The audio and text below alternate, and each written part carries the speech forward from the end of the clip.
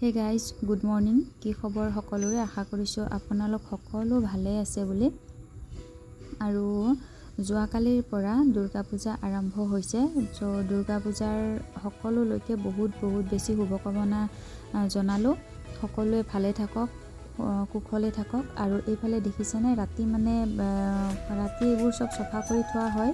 হ'লেও কি হয়, ৰাতিপুৱাৰ ভাগত যেতিয়া অলপমান চফা কৰি লোৱা হয় তেতিয়া ভাল হয়। আৰু কিবা অলপমান ৰাতি গোটেইখিনি কৰা সম্ভৱো নহয়, যিহেতু মানুহ বহুত বেছি হয়।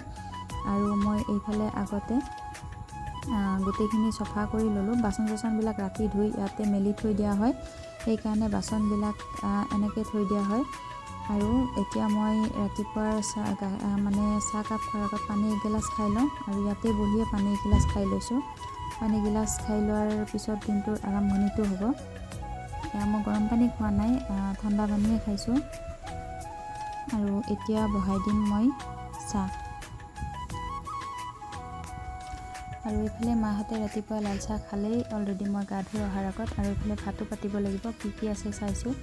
আৰু যিখিনি ভাত আছে সেইখিনি হাঁহলৈ থ'ব লাগিব। আৰু এইফালে মই পাতি দিছোঁ এতিয়া গাখীৰ চাহ আমি গোটেইকেইটাই খাম, মা, দেউতা আৰু মই গাখীৰ চাহ খাম, সেইটো কাৰণে গাখীৰ চাহ বহাই দিছোঁ।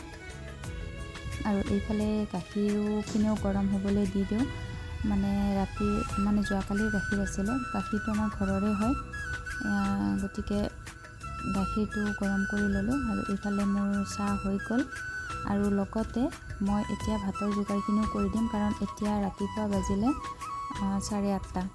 আজি ৰাতিপুৱা সোনকালৰ পৰাই বৰষুণটো দিছিলে। বৰষুণটো দিয়াৰ কাৰণে উঠাত অলপমান দেৰি হৈছিলে। আৰু এইফালে চাহ বাকি ল'লোঁ। কাপ দুটা দেখিছেনে কিমান মৰম লগা? সেইদিনাখন আনিছিলোঁ মই কাপ দুটা, সেই দুটাত মা আৰু দেউতাক চাহ খাবলৈ দিওঁ, আৰু মই এইটো কাপতে খাওঁ। আৰু এইফালে মই চাহ খাই লৈছোঁ পূজাৰ জিলাপি দি। কালি জিলাপি আনিছিলে পূজাৰ পৰা, মাটিমাহৰ জিলাপি।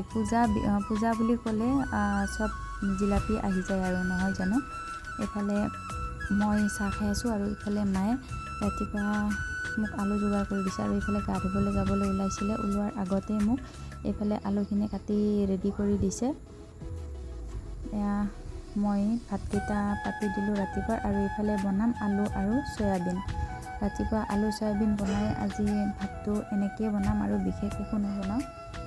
এইফালে মায়ে কৈ আছিলে আলুখিনি একেলগতে ভাতত দি দিয়া, আকৌ বেলেগকৈ সিজাব নালাগে। সেই কথা পাতিয়ে দুইজনীয়ে কৰি আছিলোঁ। আৰু এইফালে মায়ে আলু কাটি দিছে, মই আলুখিনি ধুই একেলগে ভাতত দি দিছোঁ। তাৰপিছত আৰু এই ধৰণে দিনটোৰ আৰম্ভণিটো হৈ যায়। ৰাতিপুৱা সময়টোত বহুত বেছি লৰালৰি হয়। এতিয়া বাৰু স্কুল বন্ধ আছে, কিন্তু অফিচটো আছে, গতিকে অলপমান দৌৰা দৌৰি হয়। আৰু যিহেতু আমি ইয়াত সকলোৱে দেখিছে মোক, বাকী ভিডিঅ'ত মোক বেলেগ ঘৰত দেখে, আৰু এয়া হৈছে আমাৰ গাঁৱৰ ঘৰ।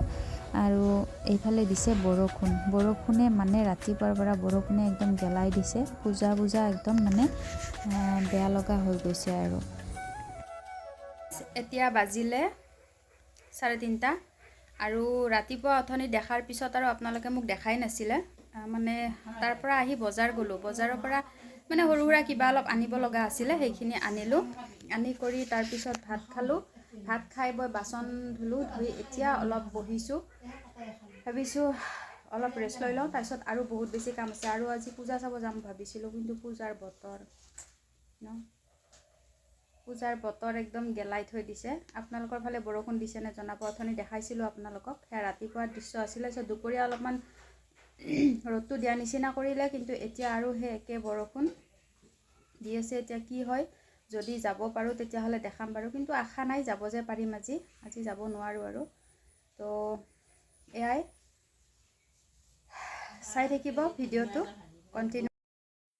আৰু আজি এটা মই পিঠা বনাবলৈ লৈছোঁ। এইটো হৈছে আটাৰ পিঠা, আৰু ইয়াত লগত নাৰিকল ৰুকা, আৰু নাৰিকল ৰুকাখিনিৰ লগত চেনি মিহলি কৰি এইটো পিঠা বনাম আজি, বহুত দিনৰ মূৰত। বহুতেই বেছি টেষ্টি হয় খাবলৈ। মোক আচলতে সেইদিনাখন খুৰী এজনীয়ে খাবলৈ দিছিলে, সেইটো কাৰণে ভাবিলোঁ ঘৰতে। মায়ে ক'লে নাৰিকল ৰুকা অলপমান আছে, গতিকে বনাই দিয়া বুলি ক'লে। আৰু পিঠাখন মই এই ধৰণে বনাই আছোঁ। ছাইডটোৱে যদি ভালদৰে আপুনি নিদিয়ে নহয়, ইয়াৰ যেতিয়া তেলত দিয়া হ'ব, তেলত দিলে ইয়াৰ চেনিটো ওলাই যাব। এইটো সকলোৱে জানেই, আৰু সকলোৱে বনায়ে।